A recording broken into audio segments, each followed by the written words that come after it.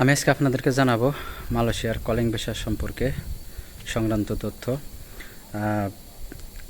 কয়েক ভাই কমেন্ট করেছে, আপনার কমেন্টে লিখেছে, ভাই 31 মে এর পরে কি আরও মালয়েশিয়া কলিং খোলা থাকবে? লিখেছে ভাই 31 মের পরে কি মালয়েশিয়ার কলিং ভিসা খোলা থাকবে? তবে ওইবার উদ্দেশ্য করে বলি, কারণ মালয়েশিয়ার সরকার যে ঘোষণা দিয়েছে 31 মে, এখনও সময় বৃদ্ধি কোনো ঘোষণা আসে নাই। তাহলে সরকারে কোনো সময় বাড়ায় নাই, তাহলে এদিকে বোঝা যায় আপনার 31 মে 2024, আপনার 31 মের ভিতরে সম্পূর্ণ লোক আসতে হবে বা মালয়েশিয়া প্রবেশ করতে হবে এই সীমিত সময়ের মধ্যে। যদি আপনারা এই সময়ের মধ্যে না আসতে পারেন বা মালয়েশিয়া না প্রবেশ করেন, তাহলে আপনারা আসতে পারবেন না। যাই হোক ভাই, আপনার প্রশ্নের উত্তর আশা করি আপনি পেয়ে গেছেন। যাই হোক ভাই, আপনি অতি দ্রুতই আসার চেষ্টা করবেন। তবে আপনি দালাল বা আপনার যে এজেন্সি অফিসে যোগাযোগ করে আপনি যদি ভিসা সব কিছু হয়ে থাকে, আপনি তাড়াতাড়ি আসার চেষ্টা করেন। 31 মের পরে কোনো ফ্লাইট মালয়েশিয়া বা আসতে পারবে না বা পরবর্তীতে কোনো ফ্লাইট হবে না। যাই হোক, এরপরে এক ভাই লিখেছে, ভাই আমার ই ভিসা হয়েছে, ম্যান পাওয়ার হয় নাই, ফিঙ্গার ডেট দিয়েছে 29 তারিখ, 29 মে ফিঙ্গারের ডেট দিয়েছে, কিন্তু টিকিট হয়নি দুর্যোগের কারণে। 2/6/2024 বলেছে, হবে বলেছে, মানে তার সব কিছু ওকে হয়েছে, ফিঙ্গারের ডেট দিয়েছে আপনার 29 মে।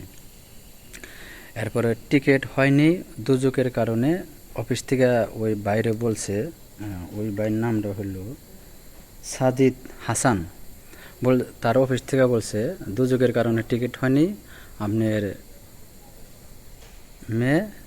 জুন মাসের 2 তারিখে তার ফ্লাইট দেব 2024 সালের জুন মাসের 2 তারিখে তারে ফ্লাইট দেব বলছে অফিস থেকে।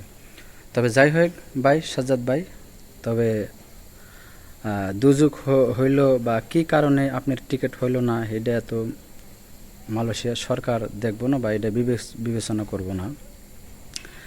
তবে 31 মের পরে আর কোনো ফ্লাইট হবে না, আপনি কথাটা স্মরণ রাখেন বা আপনার উদ্দেশ্য করে বললাম। তবে 31 মের পরে আপনারা মালয়েশিয়া ঢুকতে পারবেন না। হয়তো যদি পরবর্তীতে যদি কোনো ঘোষণা আসে বা সময় বাড়ায়, তাহলে এটা পরের চিন্তা ভাবনা, কিন্তু এখন বর্তমান যে নির্দিষ্ট সময় দিয়েছে ওই সময়ের ভিতরেই মালয়েশিয়া প্রবেশ করতে হবে। এরপরে আরেক ভাই লিখেছে, একটু আবদুল্লাহ মামুন ভাই লিখেছে, ভিসা হয়ে গেছে কিন্তু ফ্লাইট হয় নাই, 31 পরে হলে কি ভিসা বাতিল হইব?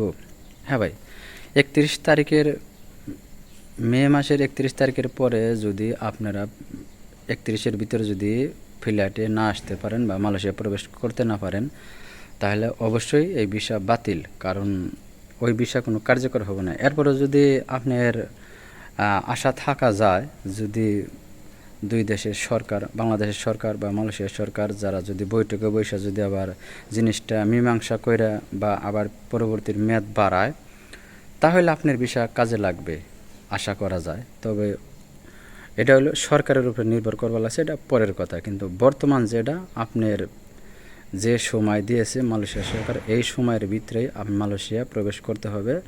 এর পরবর্তীতে কোনো লোক মালয়েশিয়া ঢুকতে পারবে না বা প্রবেশ করতে পারবে না। বাংলাদেশ থেকে যত কিছুই বলি, আর বাংলাদেশে সব এখন তারা কিভাবে, অথচ আমি আসার সময় 2023-এ আমি ছুটিতে গেছিলাম, আসছি নভেম্বরের 25 তারিখে ফ্লাইটে। টিকিট কিনবার গেলে অফিস থেকে বলে টিকিট নাই, বিমানের টিকিট নাই, দাম বাড়তি চায়। তবে অথচ বিমানে আইসা দেখি এয়ার এশিয়া ফ্লাইটে আমি আসছিলাম, অলরেডি 60 জন লোক আসছিলাম। বিমানের ভিতরে সিটটা কমসে কম 200-250 সিট হবে, আরও বেশি হবে হয়তো, আনুমানিক আমি বললাম, গুণী নাই।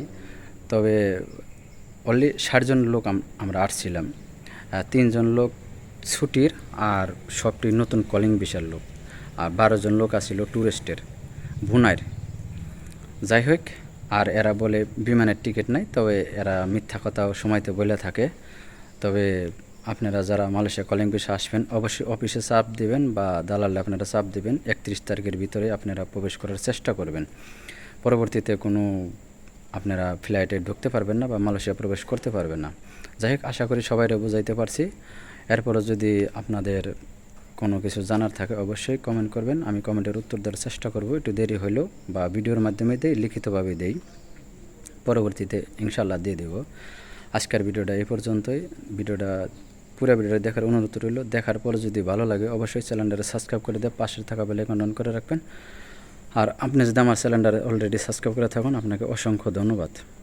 পেজ থেকে দেখলে পেজটা ফলো দিয়ে বেশি বেশি শেয়ার করে সবাইকে দেখার সুযোগ করে দেবেন। অনুরোধ রইল ভিডিওটা বেশি বেশি শেয়ার করবেন, তাহলেই সবাই বুঝতে পারবেন, অনেক ভাই চক্রান্তর হাত থেকে বাঁচতে পারবেন বা ধোঁকাবাজি থেকে দূরে থাকতে পারবেন। সবাই ভালো থাকবেন, সুস্থ থাকবেন। দেখা হবে অন্য কোনো নতুন ভিডিওতে। আল্লাহ হাফেজ।